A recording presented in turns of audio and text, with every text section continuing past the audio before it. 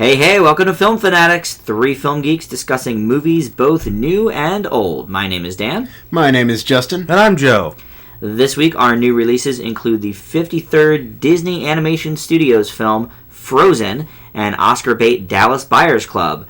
We also have our triple feature with new classic The Muppets, old classic Singin' in the Rain, picked by Justin, and this week's Oscar A to Z film Humphrey Bogart and Katharine Hepburn in The African Queen.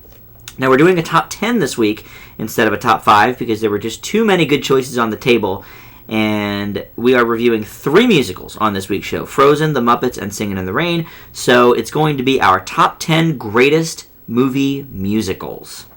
First up, we are going to start with our new releases, and the first one we have for you is Frozen. Joe's going to tell us about that. Indeed I am. Frozen basically takes place possibly sometime in the late 19th, early 20th centuries.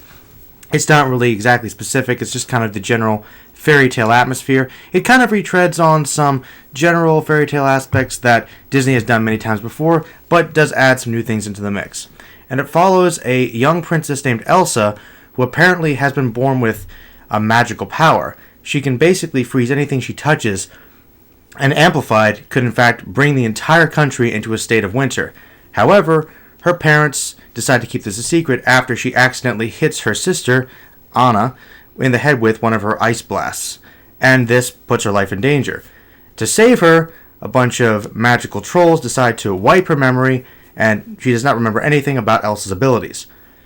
This skips forward many years later after the parents have died, and there's a relationship that is kind of broken up as, due to the secrecy, the two sisters are kind of torn apart, but due to a coronation, they are reunited. Unfortunately, this leads to an accident which leads to Elsa having her powers exposed, sending the country into winter, and forcing Anna, her younger sister, to go find her. With the help of a young Iceman named, well, not Iceman, I guess Snowman. A snowman. Olaf. Well, a young magical creature named Olaf, who was created by Elsa's magic, as well as a young man by the name of Kristoff, and his reindeer, what was his name? Sven. Basically, it's an adventure from that point on. I really liked this movie. I thought that it did a lot of interesting things. I think the thing I really liked about it that stood out the most to me was the fact that though the songs were kind of hit or miss for me in terms of the melody and the lyrics, I thought the voices were just beautiful, and that's kind of what held it together for me. So I really was pleased to listen to the songs. I don't know how well they were integrated all the time, but they were so pretty that I kind of want to see the movie again just so I can hear the songs. So I think that in terms of Disney musicals, it's probably one of the best ones they've done in a long time. So I kind of like the fact that it was kind of paying homage to those older traditions. I also like the characters. They weren't particularly complex, but they were all likable. And I also thought that the fairy tale itself was somewhat original. It wasn't kind of taking one of the classics like Sleeping Beauty or Snow White. As far as I know, it was a more original story, though I'm not entirely sure about that. It's based on a Hans Christian Andersen story, but it's certainly not one of the classics. I mean, it's not like a Rapunzel or a Snow White or Sleeping Beauty. It was a little obvious, and I like the fact that there were multiple villains or possible antagonists for the story, which was kind of interesting to see. There wasn't a clear-cut villain, though later on there is a certain plot twist, which I was actually really impressed about, and obviously I won't say it, but I really, really didn't see it coming.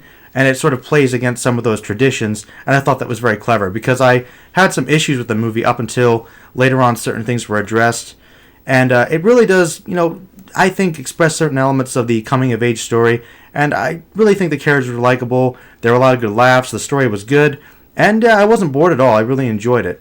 So overall, I would give Frozen a B, and I think that also has to do with the 3D being pretty good as well. I'm surprised it's actually that low. I was kind of bordering on B or B+, but I'd have to see it again to really see if it's any higher. Okay. Justin, what'd you think? Well, unfortunately, like you two gentlemen, I did not see it in 3D, and I'm still somewhat bummed about that. I hope to I recommend it. It's pretty good. Yeah, I'm hoping to get a second go in 3D in the not-too-distant future. Anyways, here we go. From the very beginning of the film, Frozen breaks Disney conventions while still keeping true to its roots. Yes, it's a Disney musical about a princess, but at the heart of the film is a story about the bonding of two very different sisters, which comes off as a warm breath of fresh air in a usually generic fairy tale narrative. How Frozen explores the relationship between the two becomes engaging, emotional, and often very funny. These are complemented by some great original song numbers, one of which I would be shocked if it doesn't win Best Original Song, which help keep the narrative going without becoming tiresome. That's not to say that the film doesn't explore familiar territory, and Kristen Bell's slightly awkward performance as Anna is unfortunately not as good as Idina Menzel playing her sister Elsa, but the fact that Frozen tells a great story and manages to go against the grain is more than worthy of praise. And for that, I give Frozen a well-deserved A-. I was a little skeptical about this one from the start. Not only was I completely unimpressed with the trailer, but Justin, who notoriously gave a very average grade to one of the best of recent Disney movies, Tangled, loved Frozen when he saw it a couple days before I did. And so I sort of thought, well, we didn't really see eye to eye on Tangled. How am I going to see this one? I thought it couldn't be, much better than Tangled, which I gave a solid A- to, and became a little bit obsessed with for a little while after its release. But the truth is, Frozen is that and more. For me, it is the best animated film since 2010's Toy Story 3 by Disney or any other animation house, including Pixar. The songs, save for one, which I do agree with Joe. I don't know which songs you didn't like, but there was one in there I really thought was a waste. But other than that, the other songs are fun and original. Olaf the Snowman as comic relief is one of the more cute and likable Disney sidekicks. And visually, it's just stunning. The only reason I can't give this a full A+ as I did with Toy Story 3 is because of that one song that I just thought dragged and could have been left out completely.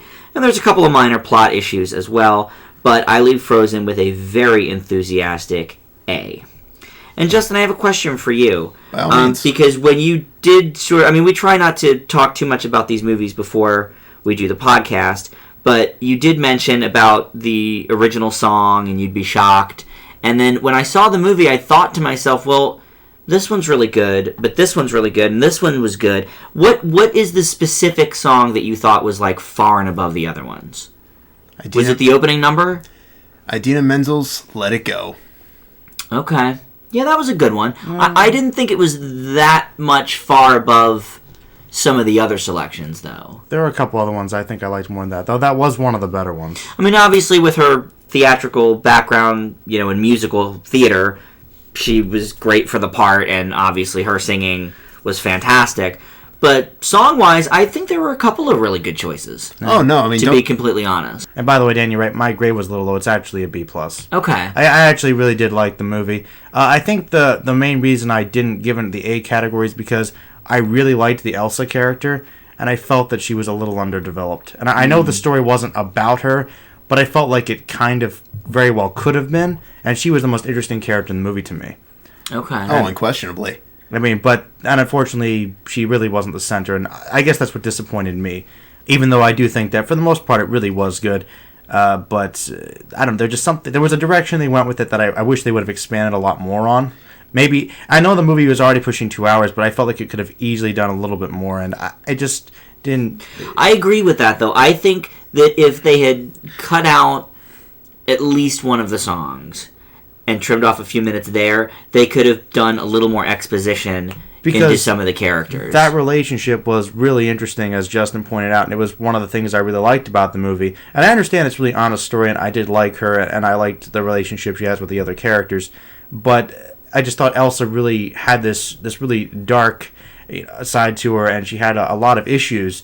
And it just felt like she was going through a lot, and I just wish they would have expanded on it a bit more, because it was really, a great opportunity for some powerful character study right there. It's interesting that you called her underdeveloped. I thought it was really evenly spaced in terms of looking at the development of both sisters throughout the overall narrative. I guess maybe underdeveloped isn't exactly the correct term, because she was developed fairly well for the course of the film, but I felt like there was certainly a lot more they could have done with her, because there was some time spent with Anna and the other characters. Would you have liked to see more time spent after she had exiled herself? Yes, I felt that. That's where I thought you were going with that. Basically, because I really liked the fact they kind of kept her aside when she was hiding her powers, and we didn't get to see a whole lot of what she was going through internally. We got a bit of it, and I really felt that when she did go into exile, that it was going to be honestly a lot more interesting and a lot more focus on that.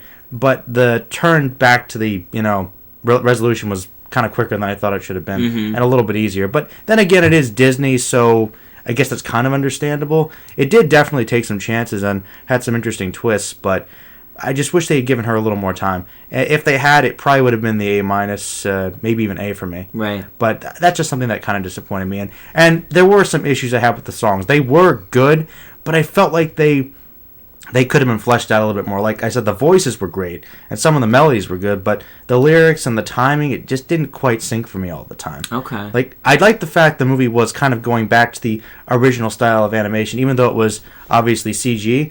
The animation reminded me of old school Disney movies that were in 2D. And I thought this movie could have been in 2D and it would have been fine. You know, I thought the same thing actually when we saw the teaser trailer. It was obviously, like you say, CGI, but yeah, I agree. The whole movie has a sort of classic feel to it. It reminded me of, I think it was Sleeping Beauty or Cinderella, some of those older movies, just the animation style. I guess they were kind of reflecting that. And the whole feel they were going for, making a musical, kind of adding that in, plus the fairy tale style. You know, it's like, I thought that all worked really well. I liked it. It was kind of something fresh, but looking back at something that we all love and that was well established. Can we talk for a second about the short before the film? Sure. What did you guys think of that? I thought it was absolutely outstanding. I thought it was a great blend of the classic Mickey Mouse that we've heard a lot about, but we don't see a whole lot of, emerging it with the newfound CGI. And it doesn't become tiresome. It doesn't feel like it's overbearing on each end. I liked the concept, and I thought the 3D aspect of it worked really well. I thought it was really cool visually, and it was kind of cool to see the old school Mickey Mouse in a newer light. But I thought it dragged on a bit too long. I have to take a look again at the whole thing because I went to see this movie with my nephew, and he needed a bathroom break about 2 minutes into the short. So for those that don't know, it starts out with the old school black and white Mickey, and I don't know if it's a newly drawn cartoon to look like an old cartoon or if it was actually an old cartoon. I got the sense it was an old cartoon. That's something to look up for sure. But yeah, I don't know that either. At first when it started, I thought, okay, this is just an old cartoon they're showing. They're gonna do something with that's it. what I thought. But then they started doing things that I thought were a little modern and risque. Right. And then I was like, is this something that was done in the old style? And as it went on, it kind of became harder to tell. Yeah. But it was cool either way. So I came back into it, and they were already in the new school Mickey versus the old school cartoon kind of thing. So I missed about 2 minutes of it. But it's funny. I actually thought it was the time on it was fine. So maybe you're right that it's maybe a couple minutes long, and the 2 minutes I missed were, it was fine to miss them. I thought it was good, but personally, like a minute or two too long. I personally thought so. I can agree with that. Admittedly, it was no Paperman, but no, but and again, what is? To be honest, it might be because I'm not used to the old Disney cartoons, and I will be honest, I've never been a big fan of the atmosphere or feel of those ones. I have not been either. Like I'm not a huge Mickey fan. It's just kind of quirky, and it's one of those things. Even as a kid, always gave me a headache, and I just didn't like them. I found them kind of awkward and strange, but I didn't mind it overall. I thought it was nice. Just it really was never my thing to begin with. All right, it looks like that it was a newly created short. Okay. The old style version where they just sampled Walt Disney's voice. But the actual old school footage is newly created to look old. I was wondering. That's what it looks like. I was wondering if they did that because I saw he was credited for Mickey's voice, and I was like, well, that's a little creepy. Right, well, that's what I thought, because by the end, like you say, they're doing a couple like more risque things that I doubt they would have shown in the 30s and 40s. Yeah, but then it said Walt Disney's voice at the end, and I thought, well, that's strange. Interesting. Yeah. So I'll be honest, I think it's even more impressive now that they could match that style seamlessly. Yeah. Because it looked really genuine. Yeah. For a second there. They truly could have fooled me. Yeah. All right, well, let's move on here. Our second movie of the week is Dallas Buyers Club. And in this one, Matthew McConaughey plays Ron Woodruff, a drug-addicted, homophobic sex fiend. He discovers in 1985 that he is tested positive for the AIDS virus and is given only 30 days to live by his doctors, a diagnosis which he does not take to very well. He begins taking the FDA-approved AZT drug, and it almost kills him. So he starts smuggling in other medicines from all over the world that had not yet been approved by the FDA. And with a transvestite he meets in the hospital, Rayon, played marvelously by Jared Leto, he creates the Dallas Buyers Club, in which other HIV and AIDS patients can pay $400 a month for all the drugs they want, and it is a smashing success until the FDA starts sniffing around and tries to shut Ron down. This is a true story, and the filmmakers have really taken steps to put the audience in the mid-'80s, when fear about the AIDS virus and misconceptions about it ran rampant, including that only gay people got the disease. Of course, people like Woodruff used more colorful language to describe gays and their hatred for them, and that is on full display in the movie as well. When he first meets Rayon, he's incredibly disgusted by and afraid of him. But once they start talking a while and Rayon brings Ron some business, he realizes that gay or straight, transvestite or not, they are both in the same boat with this disease, and they not only become business partners but best of friends, and it's an amazing character arc for Ron. The performances by McConaughey and Leto are nothing short of Oscar-worthy. I think nominations are secure for both, and a win for Leto seems like a foregone conclusion at this point. The Best Actor race is probably a little more wide open, but I would be shocked if Jared Leto didn't walk away with an Oscar for this one. Jennifer Garner, who plays Ron's doctor-turned-friend, is a bit miscast. I like her a lot usually. The role seemed a little bit too heavy for her to handle, and it's one of the few complaints I have with the movie. I leave Dallas Buyers Club with an A. Joe, what'd you think? Really liked it. I thought the cinematography was good. I thought it was well paced. The use of music was good. I thought the transitions were pretty good. Matthew McConaughey probably gave the best performance I've ever seen. I agree. And they really did pay attention to the writing regarding the story, staying true to it, and really, as you said, bringing you into the 80s atmosphere with the whole fear of AIDS and homophobia. And these actors did a great job bringing that to life, and the writing obviously reflects that as well. And I think Jared Leto also did a great job. So good. You know, he's kind of underrated in my opinion. He does a really good job in this film. And I think Jennifer Garner, yes, compared to those two, she was weaker, but I didn't really have a problem with her. I thought she was pretty good. You know, she did good with the role. Really, it's kind of one of those things. I really didn't have a problem with this movie. I really liked it. I was really interested, and I thought the arc was really good. It was quite a powerful, moving story, and it was also very enjoyable. And I do think it's one I would highly recommend to people. And honestly, that's really all I have to say about it. Is I did not have a problem with it, and I really, really liked it. Thought it was very well done, and I would easily give it an A+. Nice. Easily. Good job. So one of your favorites of the year? Honestly, I don't want to give anything away, but it's kind of looking... It's up there. It's close to the top spot. Very good. For sure.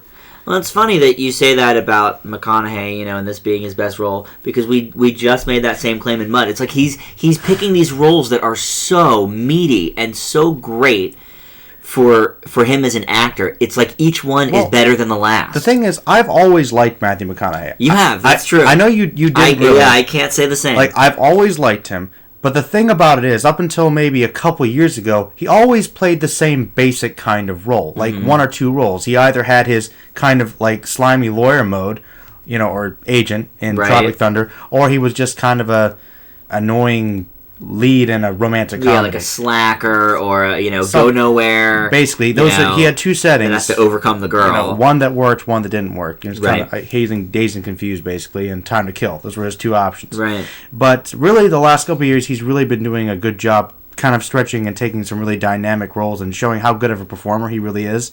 This, honestly, is probably the best performance I've ever seen him give. I don't think there is... I completely agree. Another. I really don't. He's quickly becoming one of my favorite actors. I think if you're making an Oscar checklist card, like these are the movies to see for sure before the Oscars, I would put Dallas Buyers Club right up there with Gravity. Definitely. Yeah. Justin, what'd you think? We haven't heard from you yet. Go ahead. In a number of films based on true stories, it's often likely to paint the protagonist in a favorable light. But Dallas Buyers Club manages to embrace the protagonist, flaws and all. This is largely thanks to McConaughey's performance and the incredibly talented Jared Leto, who blew me away in Requiem for a Dream, and honestly, I've never seen him give a bad performance. No, never has.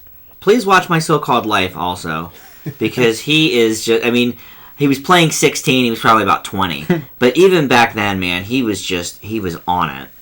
Believe me, after all this, I got to get to it. Yeah.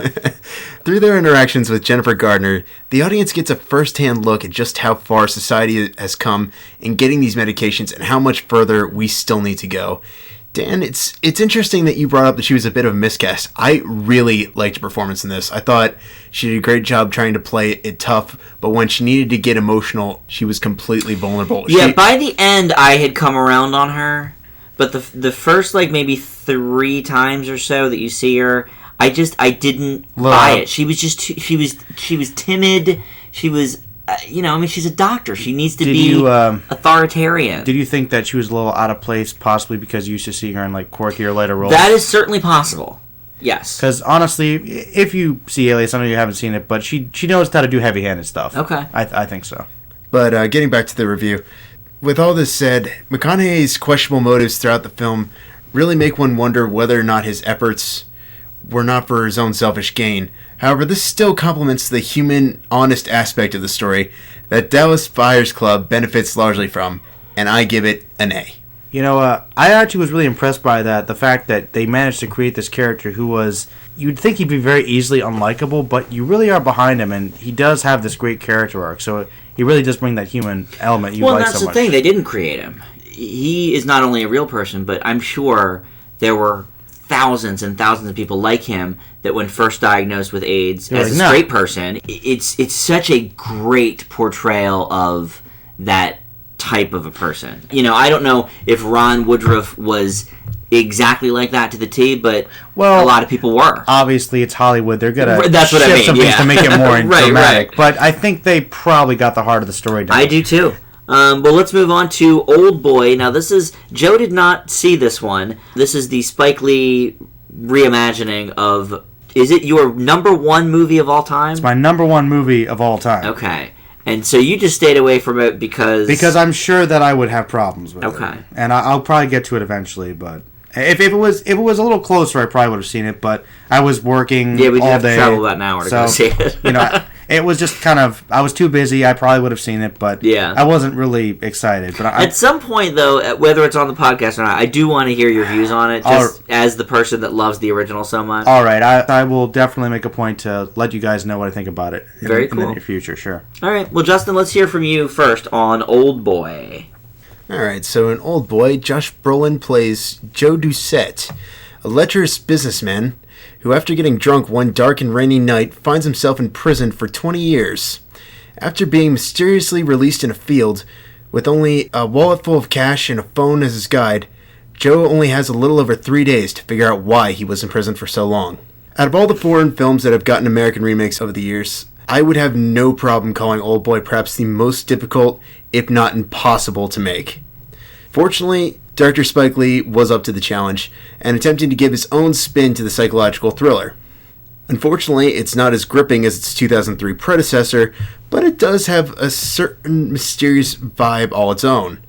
The problem comes from the fact that said vibe comes significantly later rather than sooner, with much of the first act coming off as rather clunky and awkward. Oldboy does have its merits, but it will definitely require newcomers to really keep an open mind and a very strong stomach. Oldboy gets a C+.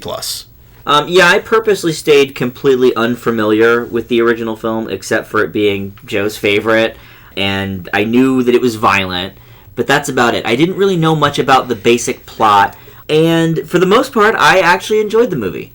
I thought Josh Brolin did a great job. I'm usually in the Brolin camp anyway, but I thought he was really good as Joe. I liked the basic outline of the story. Well, I liked the premise, and I also liked that the audience was also trying to figure out who and why and how and all of this along with Joe. Obviously, he's armed with a little more knowledge because he knows certain people that we don't know from his past, etc., etc.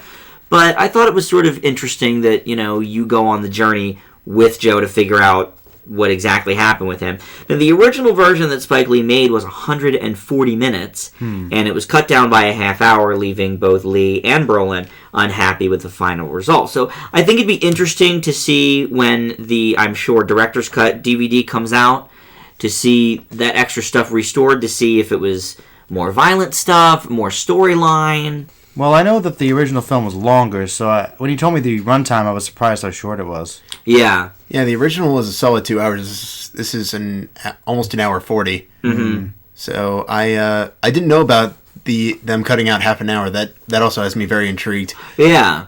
Wonder why. Though I do have to say, I really did think this could get better upon a repeat viewing. So my grade may very well end up shifting if we end up talking about this again in terms of I don't know DVD if I would reviews. like it as much if I knew how it ended. I think part of the fun for me was, like I said, going on the journey with him to figure out what's happened. I mean, maybe I'm wrong. Maybe a second viewing would still have that excitement to it. I don't know. I mean, not that I wouldn't be open to seeing it again. I definitely do want to see, like, if they release a director's cut, I would certainly be open to seeing that.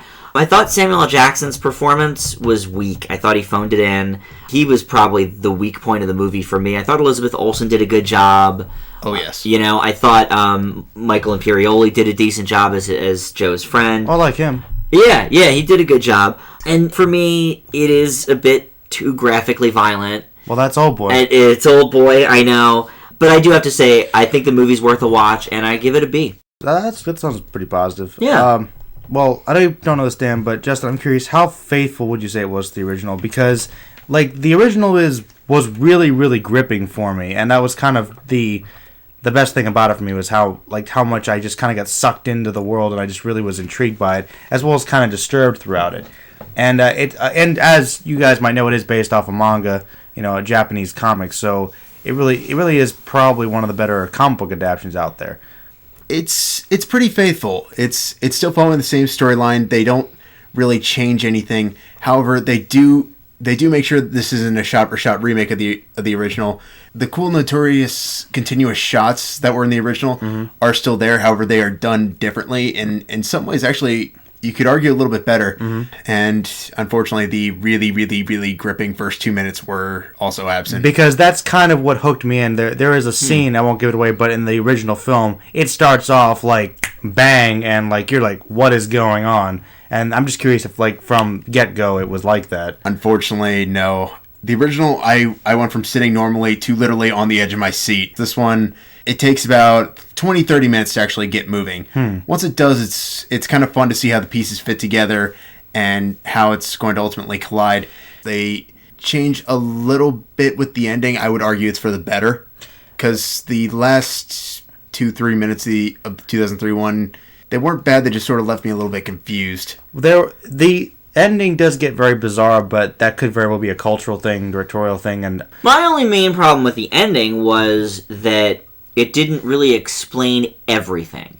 It explained some things, but there were things that happened that were sort of big question marks throughout the movie that I sort of thought, okay, well, at the end when Joe figures all of this stuff out, he'll find out about X, Y, and Z, and he only finds out about X and part of Y. You know? That's one thing about the original, is that happens at the end, and all the pieces kind of fit together. I would assume. There's an air of mystery, but pretty much everything about how you got to that point, it really does all start to fit together. Right. It's one of the cool things about it. So maybe that's some of the stuff they cut out from the film. Yeah, it's very possible. All right, well, next up we have one that I saw by myself. I'm the only one of the group here, and that is The Armstrong Lie.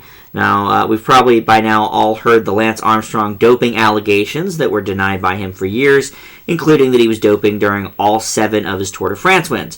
Over the last couple of years, an investigation by the U.S. Anti-Doping Agency brought those allegations to a head, and Lance was found guilty of doping and was stripped of all of those Tour de France wins. Filmmaker Alex Gibney, who also made the Oscar-winning Taxi to the Dark Side, started his connection with Armstrong when he started making a doc about Lance's 2009 comeback into the sport after a 4-year break. Then Gibney became a part of the story himself when the truth came out, and instead of releasing his planned documentary, he set his sights on a new one, The Armstrong Lie, one that starts with Armstrong's admittance of doping on an Oprah special in early 2013, and a new interview that Lance did with Gibney himself, and it works its way backwards from there. Now, even to a sports novice like me, none of the doping or allegation stuff is news, But what Gibney does is make this a film about more than doping or more than the lie, really. And as it says in its trailer, it's a film about power and what one person will do to keep that power. For about a half hour towards the end, it's largely a sports movie, as it does focus on that 2009 comeback and not the doping and the lie stuff specifically, and it veers kind of off point there. But Gibney's involvement with Armstrong for years before the truth came out really does give the film a unique perspective, and I would give the Armstrong Lie a B. It was pretty interesting. Wow, that is interesting. I didn't hear anything about that. Yeah, it was, very select release, but if it's not near a city near you, I'm sure it'll be on DVD pretty soon or on cable or whatever. I'm not exactly sure why he didn't release the film earlier, why it took him 4 years to, maybe because of all the legal stuff that Lance was going through, he thought, well, let's see how this plays out, and then, I'll cobble together a new feature. But it was interesting to see the old stuff that he had shot, like all the 2009 interviews with Armstrong before he admitted everything, and then the new interviews, and to have them sort of intercut. And I don't know, it was an interesting take on it. That is interesting. Yeah. All right, well, last up in the new release section, we've got our home media moment, and this week that is R.I.P.D. Justin? Tell us how wonderful it is, Justin. Please. Tell us all the good news of R.I.P.D. I want to hear it. With pleasure, gentlemen.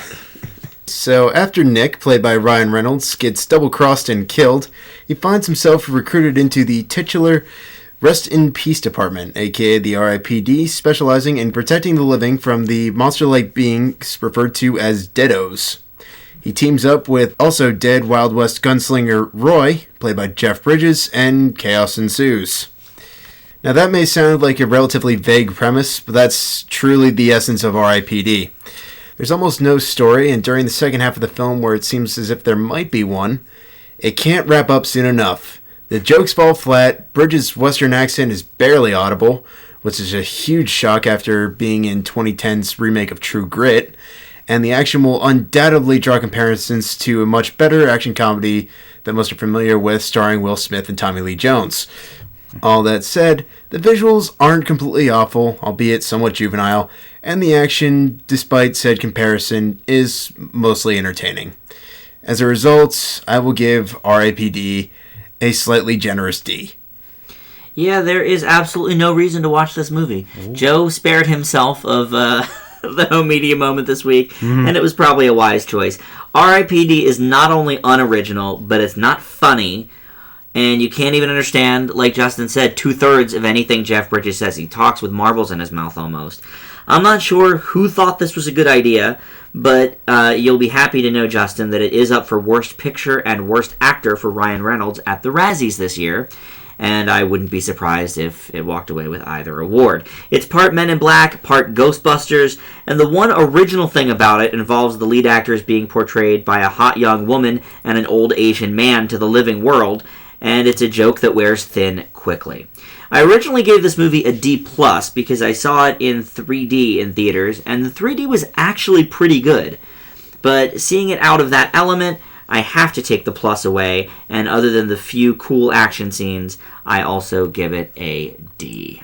It's hard to believe that Jeff Bridges and Ryan Reynolds would give bad performances, because I don't think either of them are really bad actors. So no, I like both of them. Jeff Bridges... Is it just them not caring about You just the can't movie? understand what he's saying. His performance is okay. Physically, I don't know. Justin, you mentioned something to me earlier that you were able to watch this with the closed captioned on because you were watching it on your TV. Right. I didn't have that opportunity seeing it in the theater, and it really was. It was like trying to put together a puzzle of like what he's trying to say half the time. It's like Tom Hardy. I saw a couple clips, and I thought it looked silly. I'll be honest, I didn't think it looked that bad, but... I didn't either. I was expecting maybe like an average grade when I went in, maybe a C, a C+. I mean, it was an incredibly obvious Men in Black ripoff. Right. But, I mean, beyond that, I thought it had potential to at least be mildly entertaining. And honestly, I was hoping it was going to do something that might break from that mold just a little bit. Dan, I know you mentioned their... human body doubles. I honestly didn't think that worked at all. Well, that's what I mean. Like, that was the one original thing that may have started out mildly amusing in the first time they did it, but it carries through the whole movie. Mm-hmm. And it just gets stranger and stranger with each cut to them. Yeah, it didn't carry out for a whole hour and a half film. That's for sure. How was the female lead, actually? Because I thought she might have been all right. Okay. I mean, I liked her better in Red 2. Well, yeah. yeah. This is Mary Louise Parker we're talking about. She plays on Weeds, obviously, and she was a big part of the Red series. I like her, and I thought maybe she would have added some humor to it. None. Not particularly, no. Yeah, I like her too. Huh. But she added nothing. Wow, this There was like a weird romantic backstory with her and Jeff Bridges. But again, Men in Black 3. They already did that. And that also never went anywhere. And it also never went anywhere. So if you're going to rip something off, at least rip off the good parts. Yeah, right. Exactly. All right. Well, let's get away from all of that and talk about something uplifting, and that is movie musicals.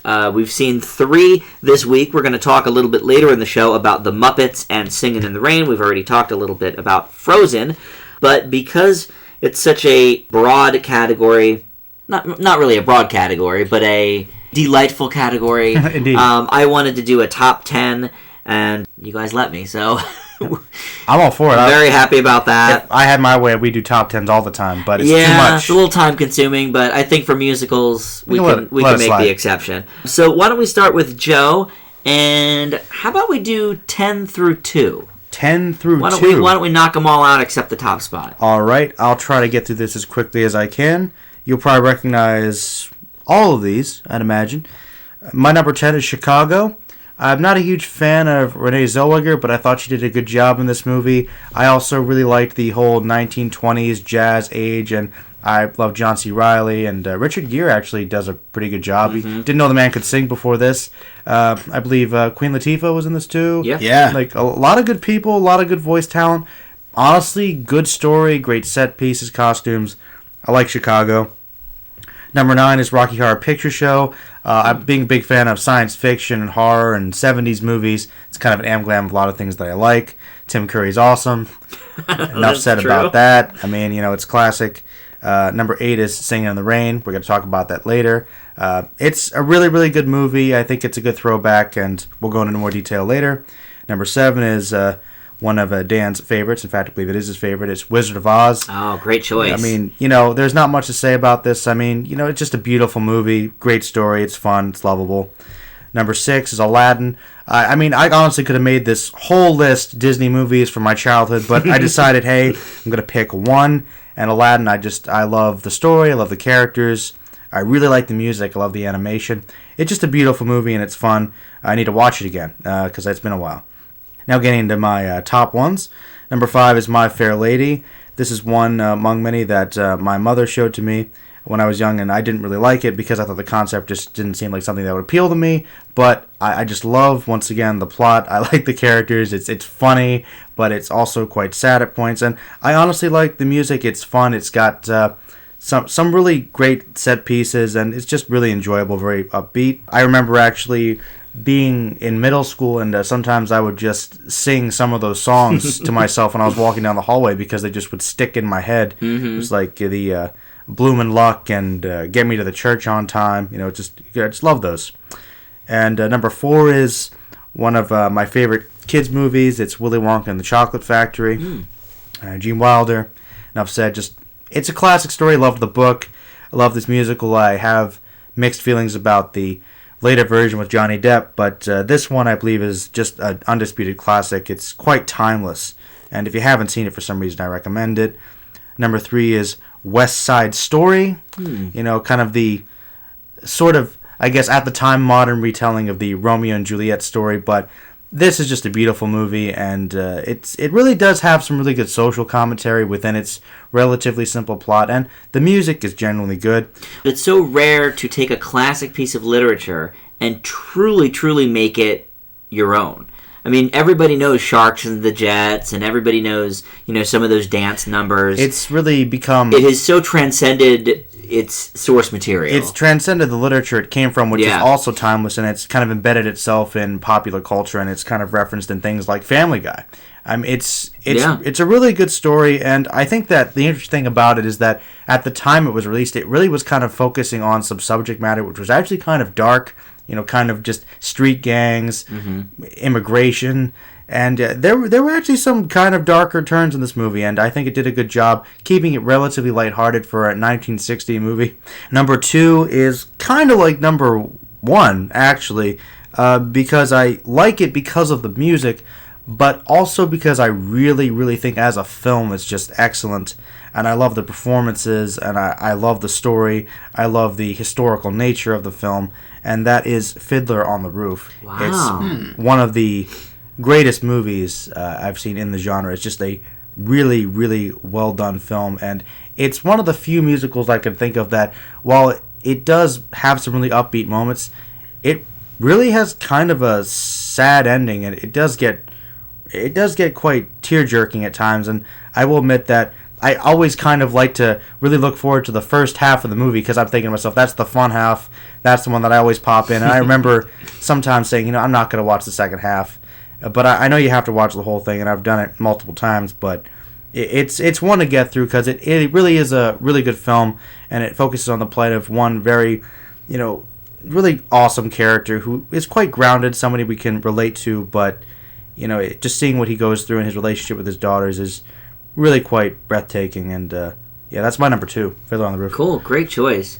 That's one I have not seen in a long time. We saw it, I guess, in high school when we read the play. Mm-hmm. And I didn't really consider it for the list just because it had been so long since I've seen it. Mm-hmm. But it truly is a great story. Tevye is just one of the all-time great characters. Unfortunately, his forgive me, Dan, but unfortunately, one of his particular tunes was somewhat bastardized on the radio in recent years. But sure, the Gwen Stefani number kind of always makes me shiver a little bit. But yeah, I could see that. It's all right. But it does sort of go to show how timeless Fiddler on the Roof is. This is true. This is true. All right. Well, for my top 10, it's interesting that you mentioned when you said about Fiddler being not just great with the music, but a great movie. For my top 10, I tried very hard to sort of strike a balance between how good is the movie aside from the music, and then how good is the music in the film, and how well does it transition from the storyline to the music and all that kind of stuff. So I will say, as an honorable mention, my number 11 was Chicago. No, that was definitely on the short list. Great movie. We've talked about it on the show before. We have. My number 10, though, is my favorite animated movie for about the first 15, 16 years of my life, and that is Snow White and the Seven Dwarfs. Ooh. It's the original Disney movie, of course, the first animated full-length feature, and, if you didn't know, the first movie to ever get a commercially released soundtrack. Oh. And, back in the late 30s, and it's got Whistle While You Work, and Hi Ho, and all of these great songs. But other than that, it is just a timeless film. My number 9 is South Park, Bigger, Longer, and Uncut. Just great songs. Trey Parker and Matt Stone always are great between writing songs, doing great comedy, performing the characters, and just, writing the scripts. And we've talked several times, Justin and I have at least, about Team America World Police, which I think, Justin loves the movie. I think the movie is pretty subpar, but the music in the movie is just spot on, and I think they did the same with the South Park film. My number 8 is Hairspray, one of my recent favorites. Great cast, great singing. You could go back and forth on whether or not John Travolta was welcome in his role of Edna Turnblatt. I personally thought it was fine, and I sort of liked his singing and everything, but of course it has its detractors as well. There's really only one song in Hairspray that I don't really love, but it does sort of move the story along, and ironically, like Chicago, it is a Queen Latifah number. But anyway, Hairspray I just really like. Number 7 is Mary Poppins. That is one of my all-time favorite movies as a kid. Here again, there's only one song that is sort of not a winner for me, and if you know the movie, that is Step in Time, which is when Dick Van Dyke is Bert the Chimney Sweep is doing the chimney sweep shuffle or whatever with his buddies on the roof. That number goes on about 5 minutes too long, as Justin and I have talked about. A seeming norm of 50s and 60s musicals, I think. Yeah, I mean, the movie itself is probably 20, 25 minutes too long. Really? Mary Poppins? Yeah, I mean, I personally love it. I never minded it being so long. Which part would you want to cut out?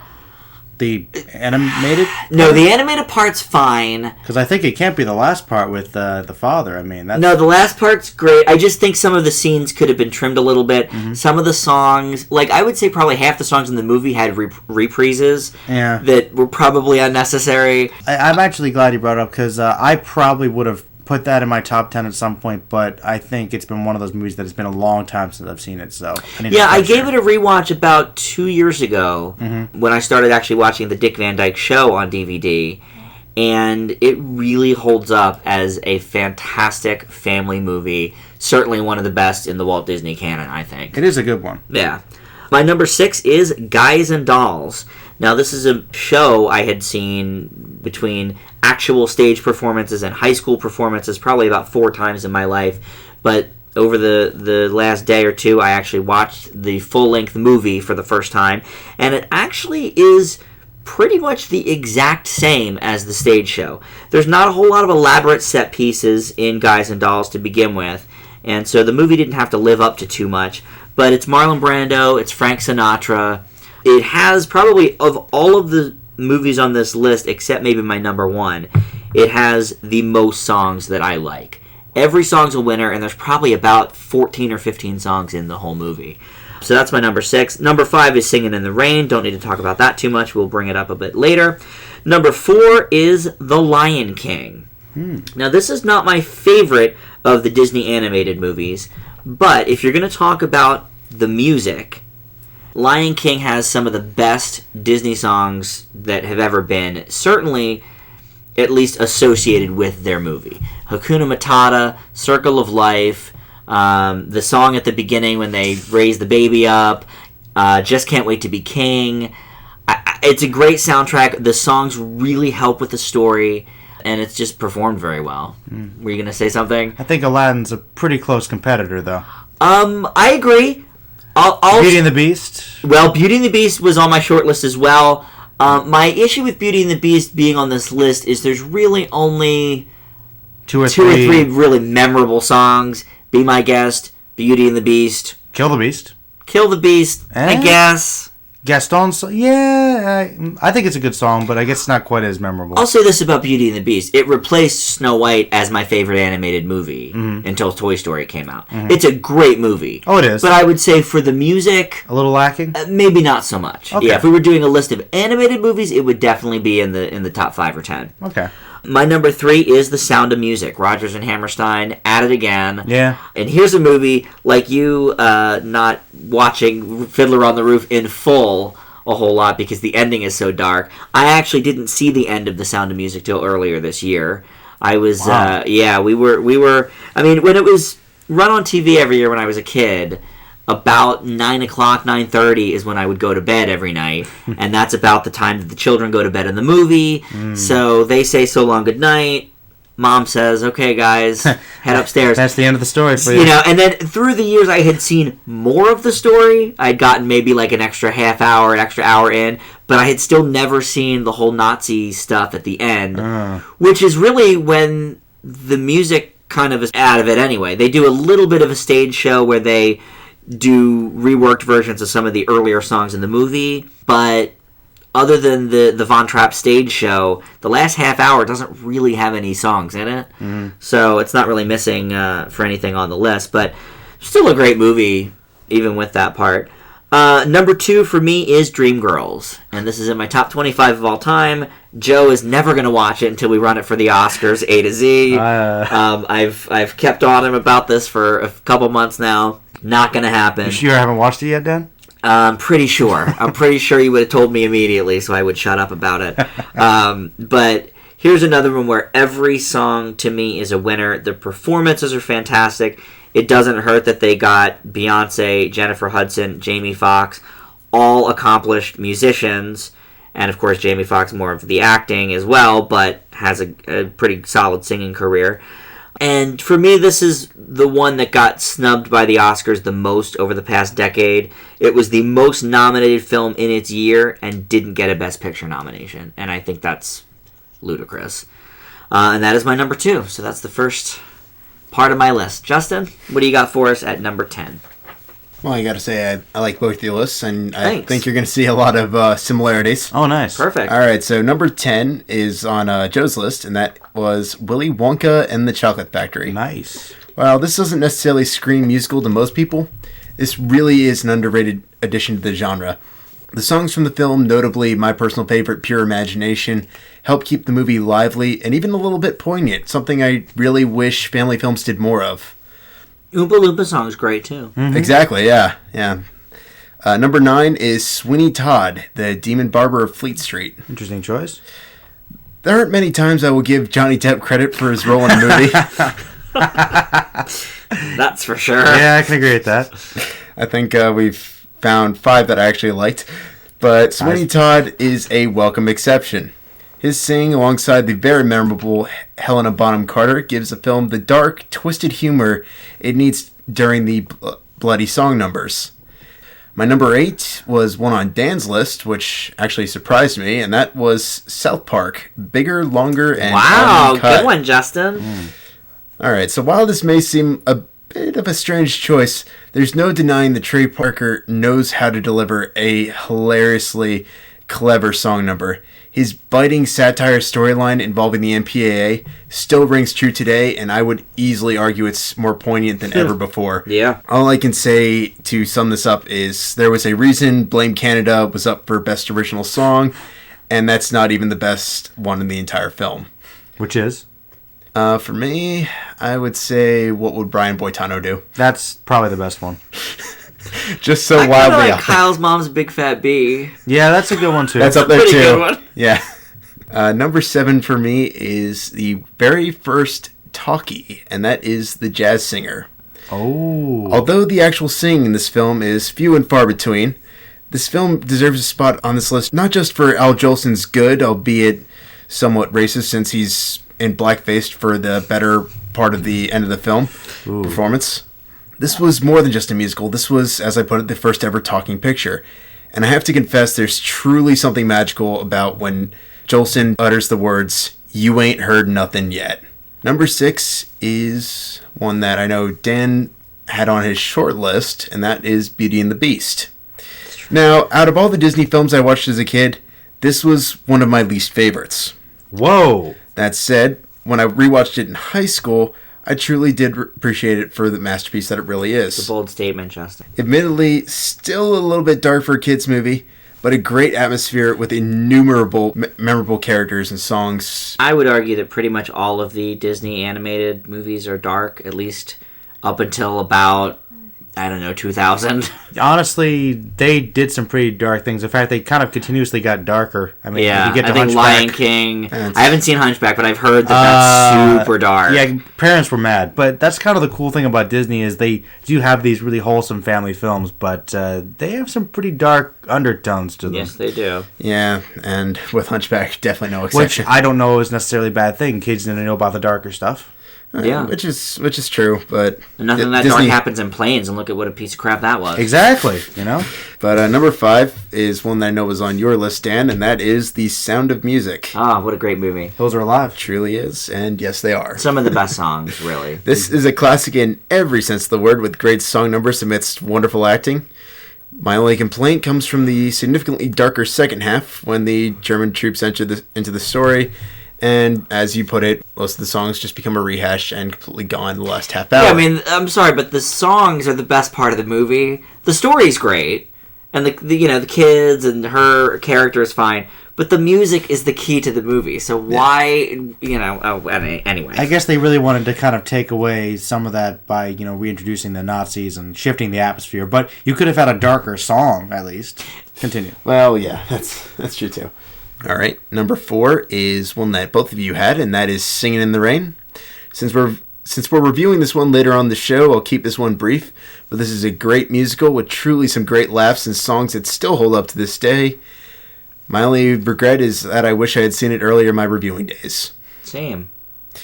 Number 3 is The Music Man. This is a movie worth the 3rd place slot simply for its fantastic versatility of song choices, but also because of how well it blends together with the narrative. And my number 2, I know has been on both your lists as well, and that is The Wizard of Oz. Given how much I know Dan and I love this movie, I'm surprised we have not talked about it earlier, but for a top 10 musicals list, this feels like the perfect time to do so. Great characters, memorable lines, and just about every single song is a winner. I feel like I bring it up a lot. Is that not on the podcast, though? Do I just talk about it in my everyday life? Well, we hear a lot about it. It's gotten into the podcast a few times. Okay, that's what I thought. All right, well, I'm really excited to hear Joe's number one. My number one is a movie that I think blends just a really breathtaking story with kind of a classic story that goes back thousands of years. Been very influential, and it also has great animation, great voice acting, well-written story, obviously based on the source material, and fantastic music. It really is quite epic, and it is actually one of my favorite films of all time. If not my top 25, it's up there. And that is 1998's The Prince of Egypt. Wow, I've never seen it. It's a really, really criminally underrated film. I'm not entirely sure why, but as one of the earlier DreamWorks runs, it just has really everything good going for it. It really does something. It expands on really the classic story of Moses and really brings out this human aspect to the character. And really that's a lot to do with, I believe it was Val Kilmer and Sandra Bullock was in there. Jeff Goldblum was in there. Basically just a brilliant film. I don't know why a lot of people haven't seen it, but it's just really, really good. It's just a fantastic story. It's beautiful to behold, both visually and through the music itself. It's great. That is a non-Disney release? That is DreamWorks. I bet you that's probably why. DreamWorks was such a young company when that came out. Ants might have come out before that, but that was probably about it, right? It was one of their first films, and it's honestly one of their best. I know that they've gotten more famous in recent years for Shrek, among other things, but I think that it's their boldest film. Certainly their darkest, most mature film due to having some religious and spiritual background. But it really managed to capture that essence and still has a story which I believe anyone could enjoy. It's really, really good. It's honestly quite epic. And if you guys haven't seen it, I highly recommend it. It's a great film. Yeah, that's one to check out. I saw it when I was really, really young, but I do remember liking it. That's a very good pick. Thank you. And I knew no one would see it coming. That is very true. Yeah, you got me on that one. I was trying to think once you read your list what was missing. I will admit, you guys... I thought maybe Sound of Music was going to be on there because I know you love Rodgers and Hammerstein. No, Sound of Music is really good, but once again, it's been a very long time since I've seen it. Also, Mary Poppins, I liked it a lot as well, but long time. And you guys actually reminded me, I completely forgot about South Park. That would probably have been in my top 10, but I wasn't thinking about that at all. But yeah, that was a good pick from you guys, too. I'm the same way with The Music Man, though. I had seen that a long, long time ago. And I remember liking it as a kid, but I couldn't... Other than a couple of the song numbers, I really don't even know the plot anymore. Ron Howard's in it really young. Really? Like about when he was in Andy Griffith. He was probably, 9 or 10 in that movie? Yeah, if that. If that, yeah. Well, my number one will come as a shock to everyone, and that's The Wizard of Oz. Never saw it coming. I mean, come on. It's the greatest movie ever made, so any list that it can be applied to, it will probably be number one on. Plus horror films might be... Well, no. Maybe. Wicked Witch. I don't know. Very scary to people. Stuff. That's right. But no, Justin's absolutely right when he says that all of the songs are winners. We just recently saw it in 3D, which we did mention on the podcast, and... There again, a couple of those songs were in my head for about a week after the fact.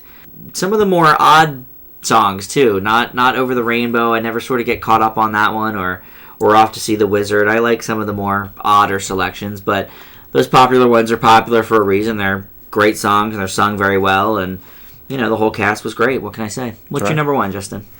My number one is one that I know has been on Joe's list, and that is West Side Story. Oh, that's a great pick, Justin. There are so many reasons why this is my number one, I literally wouldn't know where to start.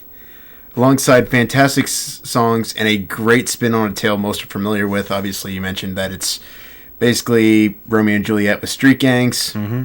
Probably one of the most original, most clever opening sequences I've ever seen committed to film. You'll never see fighting more graceful. Pretty much. It's a gorgeous and enticing film through and through, and for that, I had to make it my number one. That's a great pick, Justin. Good job, Justin. Thank you. Now watch Guys and Dolls. And Joe, watch Dreamgirls. Well, if I watch The Prince of Egypt, will you watch Dreamgirls? Yeah. All right. I might. You know what? You heard it here, everybody. I will. I will definitely get to Dreamgirls. All right. Very soon. All right. Okay. I'm gonna say it. Here it is. Okay. On air. I'm gonna say I'm going to at least have a comment about the Dreamgirls in the next podcast. Wow. Is the comment going to be, I haven't watched it yet? It will have something to do with actually viewing the film. You know what? Let's actually do that, guys. I think you're gonna watch Guys and Dolls? You watch Prince of Egypt. Okay. I'll watch Guys and Dolls, and you watch Dreamgirls.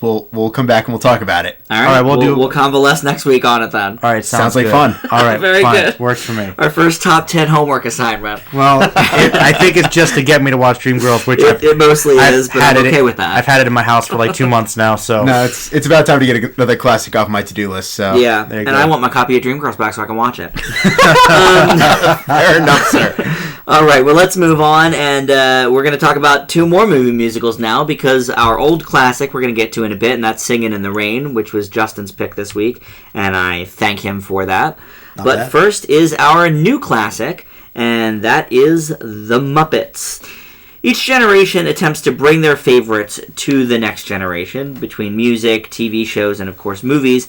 This is especially true of filmmakers.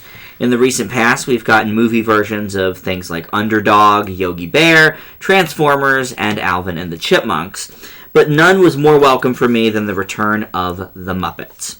Jason Segel, a lifelong Henson fan, got the ball rolling on a new franchise for the characters when he performed a Muppet-like Dracula show in his movie Forgetting Sarah Marshall. And he followed that with co-writing the screenplay for and starring in The Muppets, in which he plays Gary, a human who, along with his brother Walter, who actually is a Muppet himself, are obsessed with The Muppet Show as children, and their love for the show and its characters have stayed strong into their adulthood.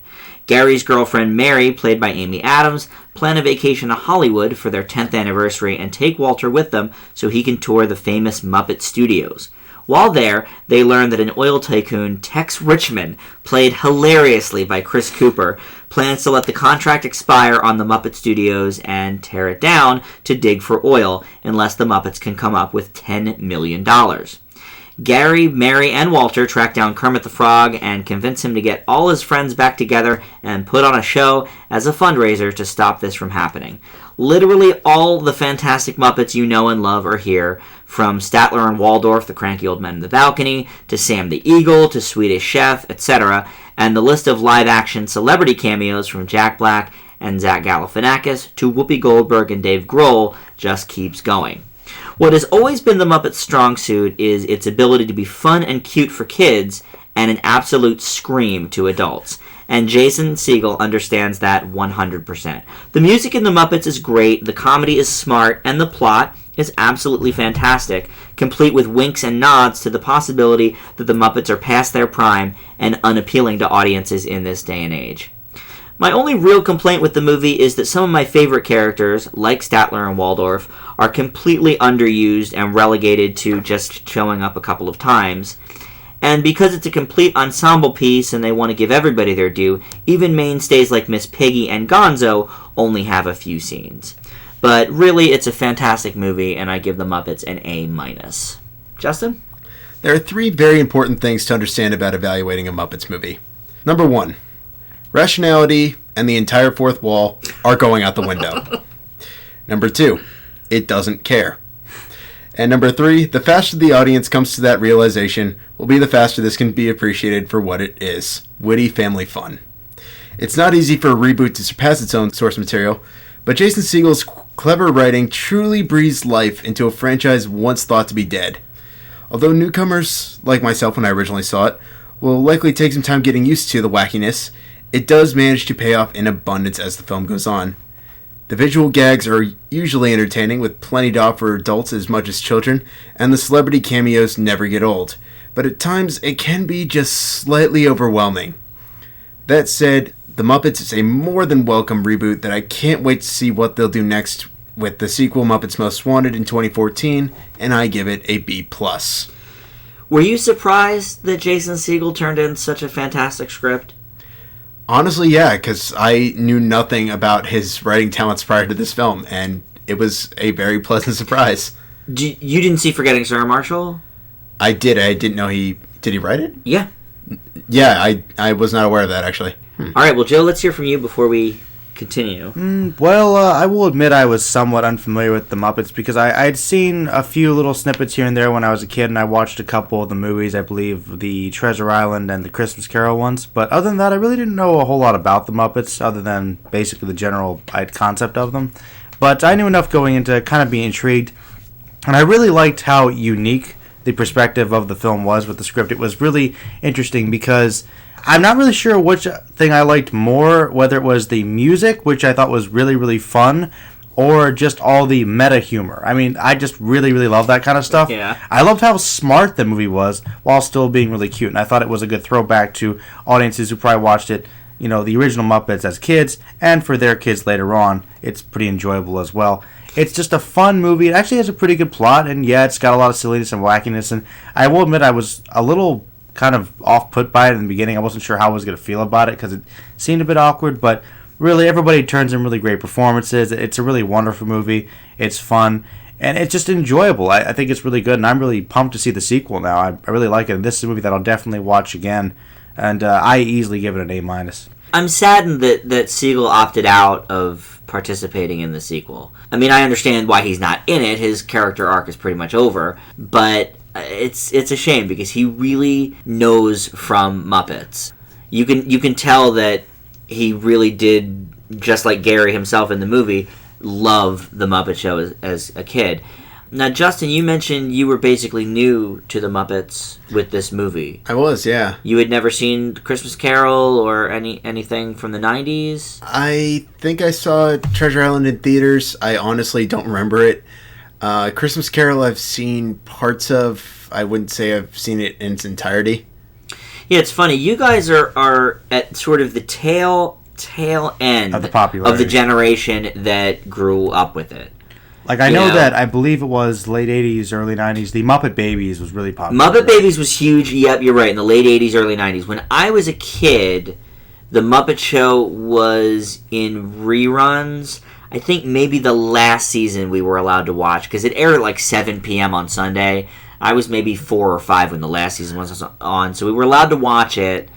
And then I grew up with it in reruns, sort of. Kind of want to see the original now. I'm kind of curious. Yeah, it's cool. Disney, now that Disney owns them, they're sort of slowly re-releasing all of the old movies. They just recently released the Muppet Caper, which I've never seen, and the Muppets Take Manhattan, which, again, I saw a long time ago.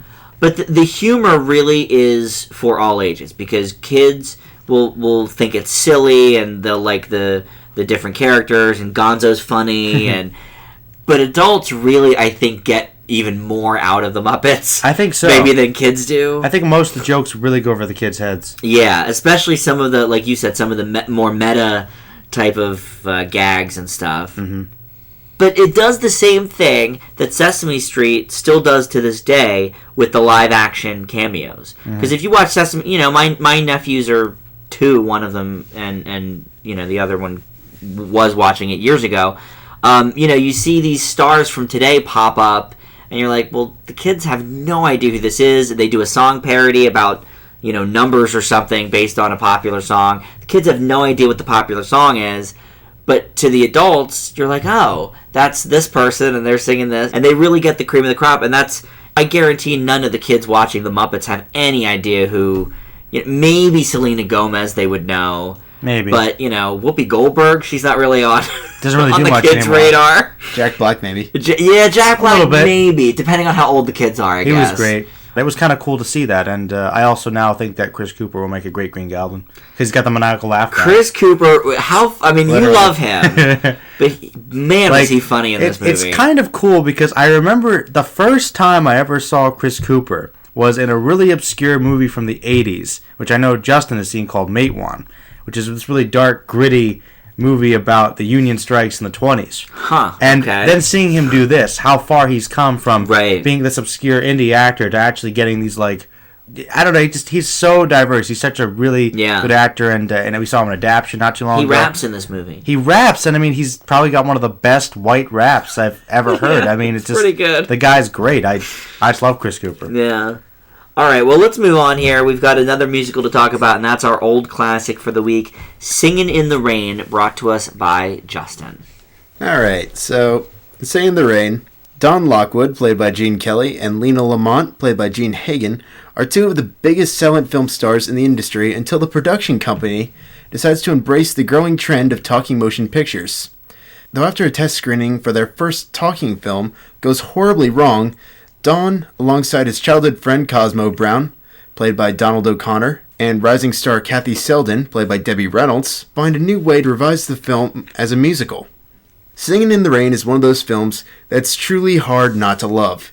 The antics of the entire cast, including the very underrated O'Connor, are always entertaining, the songs are very energetic and lively, and the dancing is truly in a league all its own. While the film only touches briefly on the hardships of silent actors with the rise of talkies, it still manages to keep a positive spirit, and the laughs come quick and often. For anyone that doesn't know, Dan had a birthday last week when we were putting this podcast together, and given that he hasn't gone for over 2 months, I decided to throw my own motives to the wind for something a little bit more his style. We've never reviewed a musical on Film Fanatics, and I would say we've kicked it off with one truly memorable film. Singin' in the Rain gets an A. Yeah, I certainly appreciate that, Justin, because it was great to see it again. We, like you mentioned in your top 10, we had just seen this movie last year for the first time ever, and what a crying shame that was that we didn't grow up with this movie. Joe, what'd you think of Singin' in the Rain? Your first time, right? Yeah, I'd seen like pieces of it, scenes, but I never saw the whole movie, and I really liked it for the most part. I thought it had great set pieces, and it was really colorful. I liked the costumes. And I thought the actors really had great chemistry. They were having a lot of fun, and I think they were bringing some of their other experiences in, like the dance numbers were just fantastic. Probably one of the best things about the movie. And of course, the music, really for the most part, is really, really good.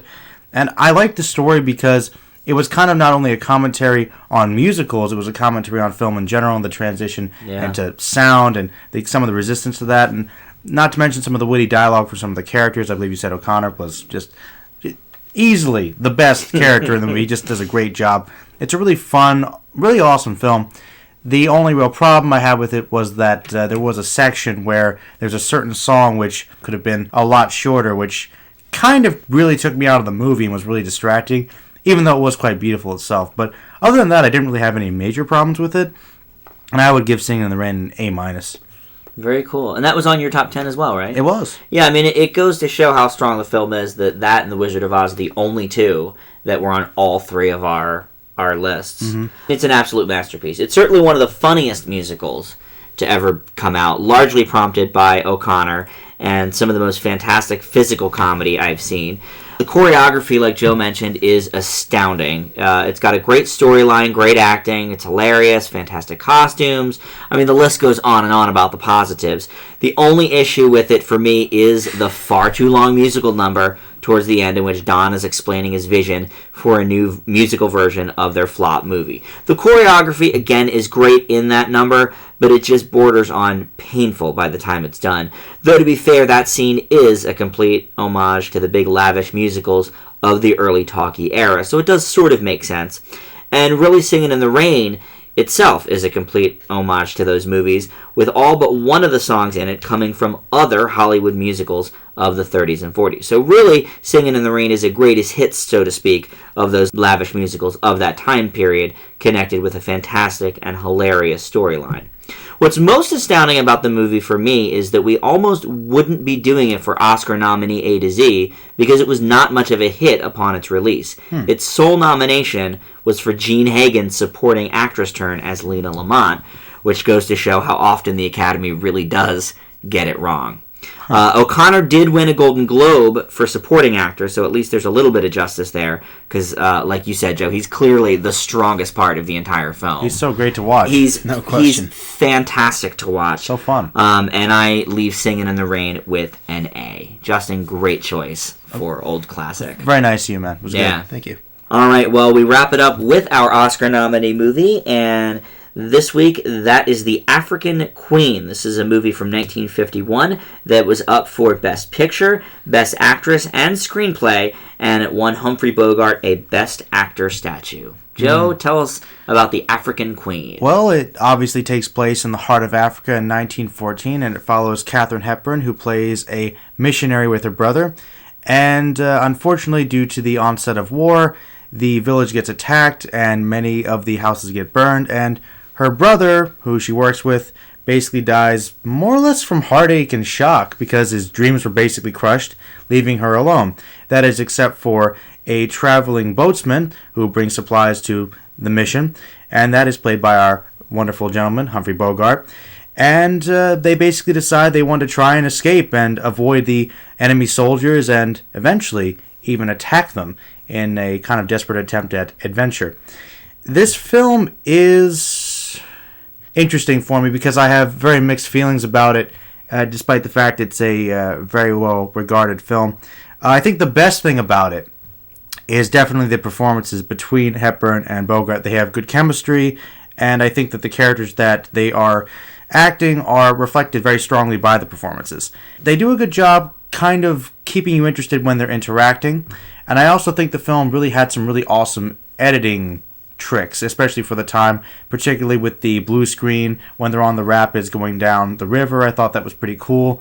Had some really good shots, a certain term that won't be mentioned, Justin likes to bring up, really kind of showing the landscape, was really nice. And I thought the story was okay. I guess the biggest problem I had was that I didn't really find it that engaging for most of the film. There were huge portions of it that were very slow, and I didn't think that a lot of the music really matched some of the parts that seemed like they were really intense. It seemed almost silly. So I thought the film kind of wobbled in that particular area. That was kind of weak. Though I do admit I thought that the final 10-15 minutes did start to get more intense and quite entertaining. However, overall, I felt quite overwhelmed by The African Queen. Really, the best thing about it were the performances and some of the editing tricks, but I'm sorry to say that this movie barely gets a B- for me because I really wasn't that entertained. Yeah, Justin told me ahead of time, because he's the only one of us that had seen it previously, that I was going to love it, and I certainly didn't, but I have to say, in retrospect of the next few days after watching it, it was definitely something I kept thinking about. The chemistry between Bogart and Hepburn is ridiculously present, and his voice is so powerful and yet docile at the same time. It's easy to see why he won for this performance as Mr. Allnut, and why he's regarded as one of the greatest actors that has ever lived. While watching the movie, like Joe, I thought it was just kind of boring. I wasn't really connecting with the characters. But the more I thought about it, I really do think they had something there, and most of it is all in the chemistry between the two leads. It isn't Bogey's finest performance, but the movie is one for the ages, for sure. And I do kind of like some of the camera stuff they did. So I'm going to leave The African Queen with a B+. Justin? Better than you thought Joe and I would give it after we watched it? I know we didn't give it a lot of praises.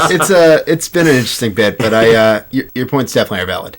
As we've discussed in this podcast, I really like films that push the envelope in their given genre. A few weeks ago, we saw this with Adam's Rib, and now The African Queen can be another addition to the Oscar nominees that have managed to do so. The bogey we all know and love from Casablanca spends the first half of the film scraggly and sucking down liquor as if it were bottled water. It's an entirely different change of pace for the actor, and it works, and his chemistry with Katharine Hepburn is completely spot on.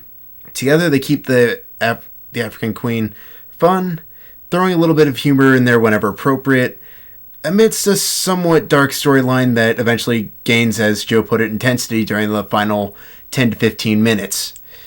Regardless of the somewhat darker and bleak storyline that seems a little bit odd when they shift to a little bit more upbeat, The African Queen still remains an exciting and relatively timeless film that I would still consider way ahead of its time, and I give it an A.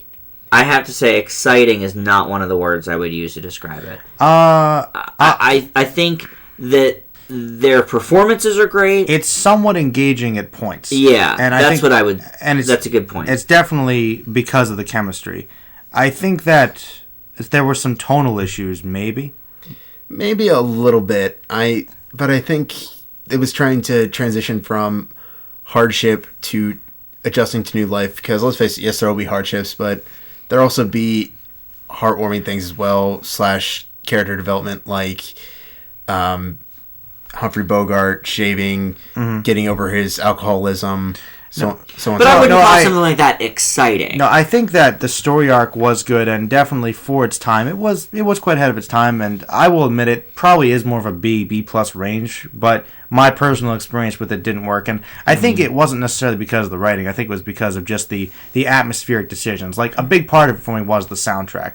Like, I remember Dan pointed out a shot where they were on the rapids, but the rapids didn't really look like they were doing that much. And I guess maybe by 1951 standards, it was supposed to be really intense, but it didn't visually look like it, and the music wasn't really that intense either, so I didn't quite get what I've done whitewater rapids, and, like, that's the kind of rapid I would do. Like, it's not... I mean, you could fall off, but... Yeah. You might not... You're probably not going to, drown. Right. Not the big one. I mean, there was obviously a huge rapid one towards the end, but the first rapid they hit... Remember, I pointed it out while we were watching it. In terms of excitement, I mean, they're going through all these different things, trying to avoid the German soldiers and so on and so forth. I mean, but we hardly ever see the German soldiers. Like, those are my favorite parts of the movie, was when they actually interacted, when they almost got shot, and then later when they get captured. Those are the most interesting parts of the film for me. And if they had more of that, or maybe more obvious interactions with nature, like there's an element with the mosquitoes or the insects popping out of nowhere. That was just an odd transition to me. I didn't quite get. I understood what they were going for, but it didn't really work for me. Because it seemed too sudden and just abrupt. I didn't think the effects were very good for that either. They just sort of appeared from nowhere.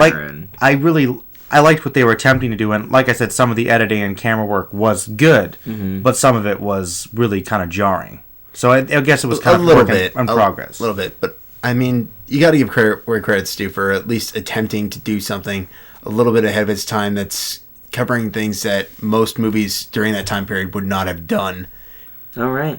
Well, we can't all be winners, I guess. That's all right. I'm glad other people liked it, and definitely the performances were great. Yeah, for sure. And I think you and I both would say that our grades are higher than we thought they would have been upon immediately following the movie. That's true. I actually was, because I was thinking probably C range. I was thinking maybe C plus, but I did. And then I ended up giving it a B plus. You gave it a B minus. So it's not too bad. Yeah. All right. Well, that's going to wrap it up for this week's edition of Film Fanatics. Lots of great things to talk about. Next week we'll have those musical follow-ups, I guess. Of course, Joe's got his Merlin the Mighty page. On YouTube. That's right. Thank you for reminding me. I've got to have a slew of couple videos coming up, and most recent one I did was actually kind of a commentary on Star Trek as a rebooted franchise, what it's done right, what it's done wrong, and my hopes for the future. Very cool. Something to definitely check out. Definitely. From a Trek fan. Yeah, big Trek fan. Yeah. I tried to rein in the rage. And you can join the conversation on our Facebook group, which is Film Fanatics with an exclamation point. Feel free to add your favorite movie musicals to the comment section of YouTube here if you're watching it on YouTube. And, of course, we've got the Twitter up and running as well. You can learn about whenever we post a new podcast there, and that's at Film Fanatics Pod. Thanks for listening, and we'll see you next week. Bye!